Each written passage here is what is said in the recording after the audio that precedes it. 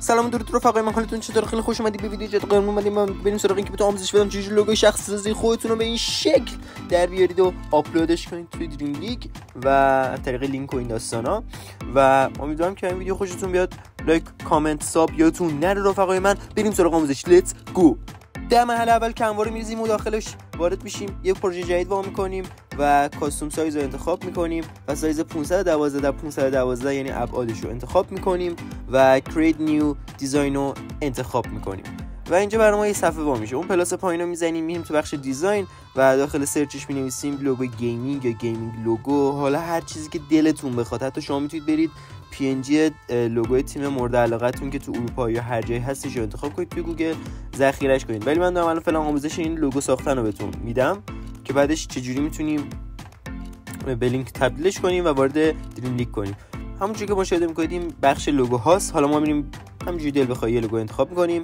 خب من مثلا یه لوگوی عقاب انتخاب کردیم.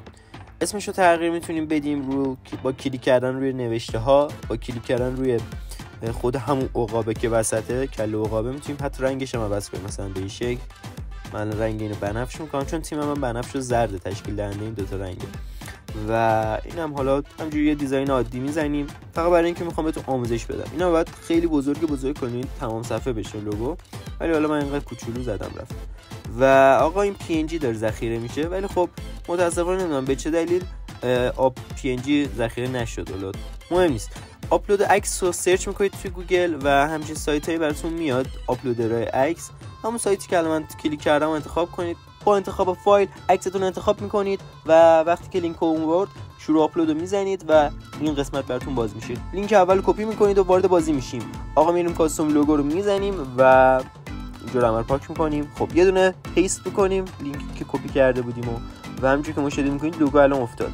و اگه شما میخواید لوگو تیم مورد علاقتون رو بذارید، مثلا رئال، بارسا، هر چی که هستش رو سرچ کنید توی گوگل و فایل PNG اون لوگو رو در بیارید و خلاصه بیارید تو همون سایت، دوباره لینکش رو به دست بیارید و برید و بذارید و عشقشو بکنید.